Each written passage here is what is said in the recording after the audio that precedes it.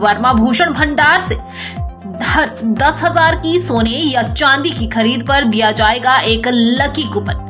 Coupon द्वारा lucky draw में निकाले जाएंगे आकर्षक इनाम, एक Alto car, 3 fridge, 3 LED, 3 washing machine व अन्य ढेरों इनाम। ऑफर 3 अक्टूबर से 12 जनवरी तक चलेगी। उसके बाद निकाला जाएगा लकी ड्रॉ। वीडियो को शेयर करके स्क्रीनशॉट 9816566681 पर भेजकर पाएं एक लकी कूपन जिसमें मिलेंगे चांदी के सिक्के। वर्मा भूषण भंडार आएं और उपहार का आनंद पाएं। देखिए, हिमाचल प्रदेश के लोगों ने विधानसभा में बदलाव किया और कांग्रेस पार्टी की सरकार 2 साल पहले हिमाचल में बने और 11 दिसंबर को माननीय ठाकुर सुखविंदर सिंह सुक्खू जी ने चीफ मिनिस्टर की ओथ ली और 2 साल का जो कार्यकाल हमारा 11 दिसंबर को पूरा होने जा रहा है। इस सरकार में 2 साल में बहुत सारे चैलेंजेस भी थे।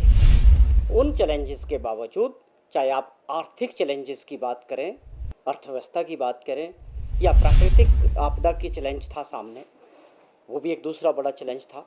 उसके बाद तीसरा बड़ा चैलेंज था जिस प्रकार से एक राजनीतिक आपदा हिमाचल प्रदेश पे आई, एक लोगों द्वारा चुनी गई सरकार को गिराने का प्रयास भाजपा द्वारा किया गया, वो फेल हुआ हिमाचल प्रदेश के लोगों के आशीर्वाद से।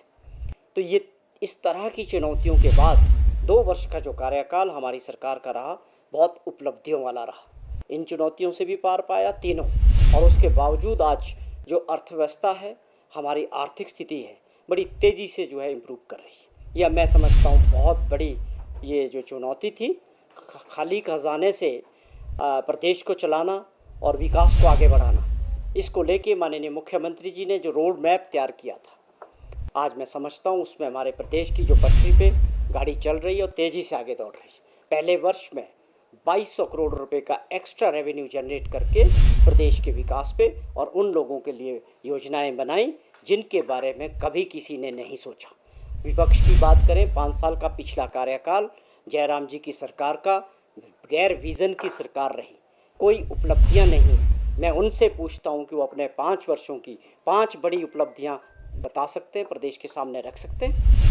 क्या उनका विज़न था उनकी सरकार का? क्या उन्होंने ऐसे फैसले लिए जिससे प्रदेश की आर्थिक स्थिति को ठीक किया जा सकता था? केवल जब चुनाव आया उससे पहले 900 ऐसे इंस्टीट्यूट्स खोलने की घोषणा और नोटिफिकेशन कर दी, जिसके लिए पैसे का कोई इंतज़ाम नहीं था, स्टाफ का कोई इंतज़ाम नहीं था, इंफ्रास्ट्रक्चर कहीं नहीं था। केवल मात्र इस सोच के साथ कि हम चुनाव में जाएंगे, बहुत सारी घोषणाएं करेंगे।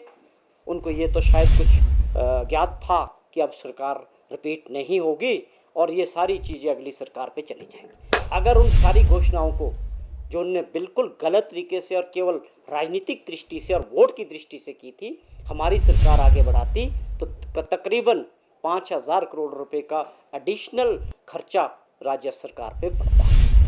हमारी सरकार ने उसको डिनोटिफाई किया, लेकिन जहाँ पर ज़रूरी थे विकास की दृष्टि से लोगों ने जहाँ पर दोबारा मांग की, उनमें से कई चीज़ों को दोबारा नोटिफाई भी लोगों की आवश्यकता के हिसाब से किए गए। तो वो सरकार क्या चैलेंज करेगी हमारे 2 साल के कार्यकाल की? हमारी बहुत उपलब्धियां हैं। हमने जो गारंटीज की बात की थी उसमें 5 गारंटी पे हमारी सरकार ने काम शुरू कर दिया, वो तेज़ी से आगे बढ़ रही है और अगली गारंटियों के बारे में भी सरकार गंभीरता से जो सब कमेटी बनी थी कैबिनेट की, उसमें काम कर रही है।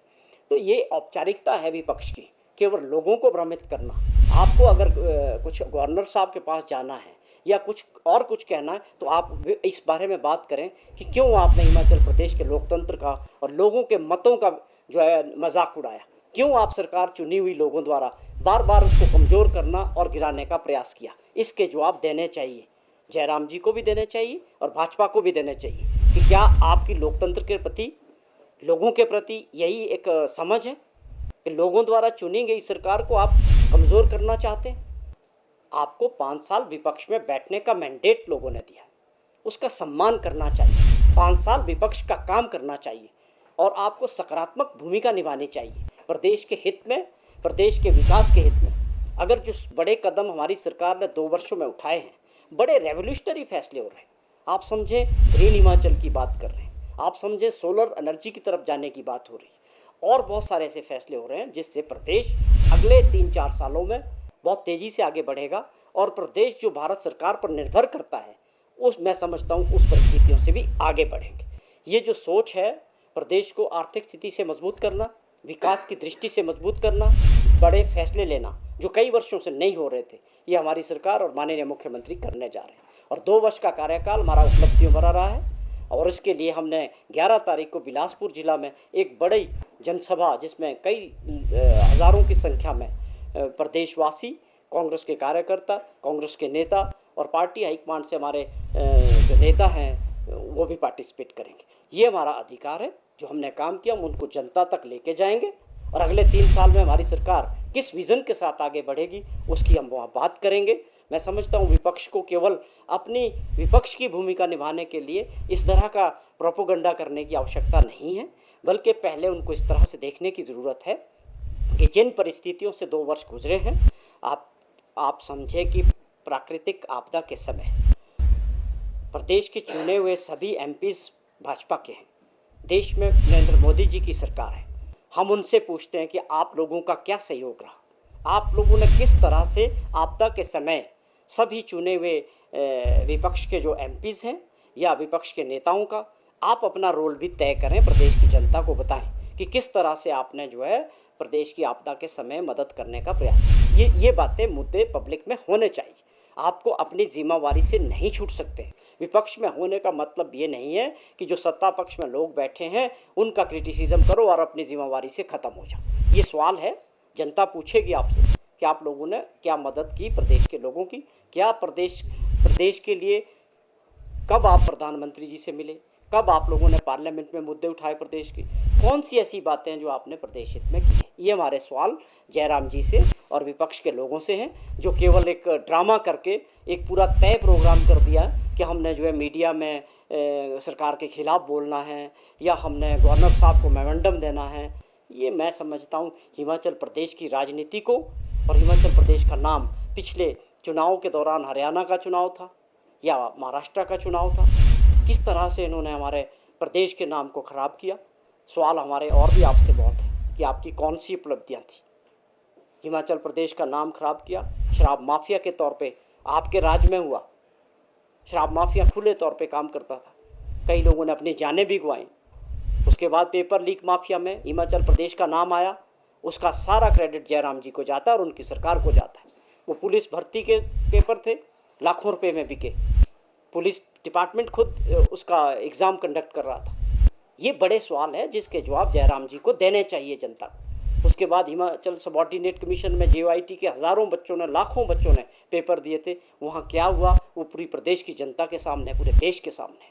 तो उसमें हमारी सरकार बनते ही इंक्वायरियाँ बैठी और वहाँ पर जो है घपले मिले, किस तरह से वहाँ पर्चे बेचे जा रहे थे, किस तरह से जो हमारे बच्चे मेहनत कर रहे थे उनका हक मारा जा रहा था। ये उपलब्धियाँ जयराम सरकार की थी 5 साल की। आप उस पर ज़रूर प्रदेश की जनता को बताएं कि आपके 5 साल कैसे रहे इस प्रदेश के लिए। तो जो केंद्रीय मुख्यमंत्री जी अभी दिल्ली के दौरे में थे, तो उन्होंने हमारे जो राष्ट्रीय अध्यक्ष खड़गे साहब और हमारे सीनियर लीडर, सबसे बड़े नेता राहुल गांधी जी और प्रियंका गांधी जी से भी बात की, और भी हमारे जो प्रभारी हैं राजीव शुक्ला जी। तो ये मुझे लगता है बहुत जल्दी ये बात तय हो जाएगी और कि कौन लोग इसमें पार्टिसिपेट कर रहे हैं। अपने प्रोग्राम के हिसाब से हमको ये जल्दी ये इंटीमेशन आ जाएगी। ये सवाल है, यही सवाल आप लोगों को भी, मैं आप लोगों से भी गुजारिश करता हूँ कि अनुराग ठाकुर जी ने अपने फेसबुक अकाउंट पे, सोशल मीडिया अकाउंट पे ये डाला था कि किस प्रकार टूरिज़्म मिनिस्ट्री ने जो है कुछ योजनाएं राज्यों के लिए अप्रूव की है। तो हम उनसे पूछना चाहते हैं, हमने भी भेजी थी, हिमाचल सरकार ने भी भेजी थी, हमारी कोई योजना उसमें शामिल नहीं और 1 रुपया भी हमारी उस योजना में नहीं मिला। तो ये बड़े सवाल है कि प्रदेश हित पहले होना चाहिए, विपक्ष और सत्ता पक्ष उसके बाद होना चाहिए। हम बार बार यही बात करते हैं कि इनको सद्बुद्धि दे, इनको ये समझना चाहिए कि आपकी सरकार है, भारत सरकार में आप मेंबर ऑफ पार्लियामेंट यहाँ से सारे भाजपा के हैं, वो प्रदेश हित की लड़ाई लड़ें, हम उनके साथ खड़े होने को तैयार हैं। लेकिन आप दुर्भाग्यपूर्ण देखिए कि केवल बयानबाजी करते हैं, प्रदेश हित की कभी कोई बात नहीं करते। ये मुद्दे बड़े इंपॉर्टेंट है कि हमें उस टूरिज़्म के एक इम्पॉर्टेंट स्टेट है हिमाचल प्रदेश, और इसके लिए हमारी अपनी रीति रहेगी, हम उसको आगे बढ़ाएंगे।